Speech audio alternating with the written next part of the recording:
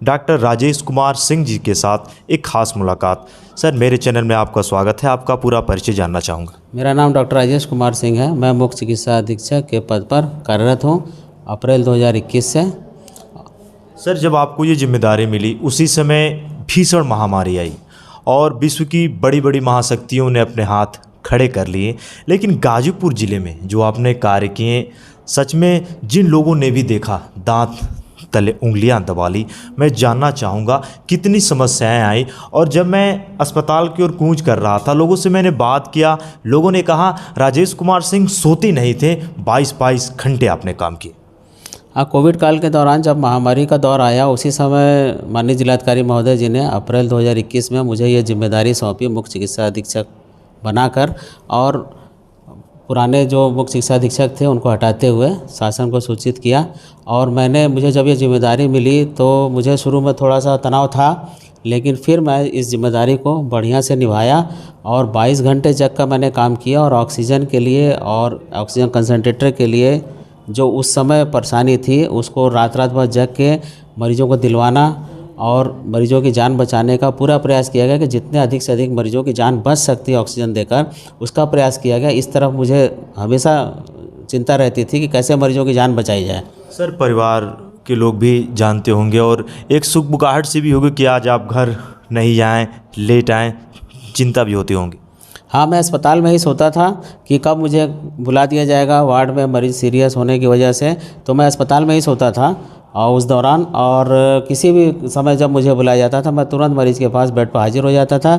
और मैं दिन में 3 बार कम से कम पूरे मरीजों को मैं व्यक्तिगत तौर पर देखता था और उनकी परेशानियों को समझता था, और जो ज़रूरत होती थी, उसको ऑक्सीजन की ज़रूरत है, कंसंट्रेटर की ज़रूरत है, या उसको ब्लड टेस्ट की ज़रूरत है, उसको तत्काल करवाना और मरीज़ की सहायता करना। दोस्तों, जो इन्होंने अभी बात की, रात में अस्पताल में ही सोना, दोस्तों बड़ी बात है। मैं ऐसे खुद कह रहा हूँ, लेकिन मेरे कहने से कुछ होता नहीं। जो इन्होंने पटल पे, धरातल पे कार्य किए वो अद्भुत थे। सर, उसके आगे मैं जानना चाहूँगा कितनी कठिनाइयाँ आई, और उस समय तो जो मरीज़ थे उनके परिवार वाले भी पास नहीं जाते थे। जो कार्य किए वो सच में अद्भुत था। जो भी आला अधिकारी देख रहे हैं, या फिर उत्तर प्रदेश के मुख्यमंत्री जी हों, पीएम साहब हों, आप क्या कहेंगे? सच में अद्भुत था। आपने गाजीपुर के लिए इतिहास लिखा। हाँ, मेरा पूरा प्रयास था कि मरीजों को जितना अधिक से अधिक मैं सहायता कर सकूं, उनकी जान बचा सकूं। और ऑक्सीजन के लिए तो हम लोग रात में 2-2 बजे तक ऑक्सीजन सिलेंडर आता था, 2 बजे 3 बजे जग के हम लोग मरीजों को दिलवाते थे। ऑक्सीजन सिलेंडर उतरता था, बनारस से, चंदौली से आता था सिलेंडर, और हम लोग रात में 2 बजे 3 बजे जग के उसी समय बंटवाते थे, ताकि कहीं से भी किसी तरह का मरीजों को कोई दिक्कत ना हो। राजेश सर, आपने मेडिकल में सेवाएँ कब ली और कब से आपने ज्वाइन किया?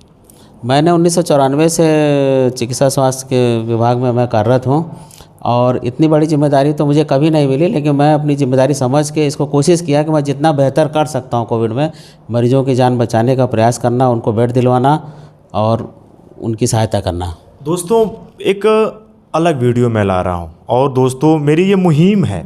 जिस तरीके से डॉक्टर राजेश कुमार सिंह ने कार्य किए, उत्तर प्रदेश के मुख्यमंत्री और जो भी उनके बगल में बैठते हैं, मैं चाहूँगा अपनी आँखों को खोलें।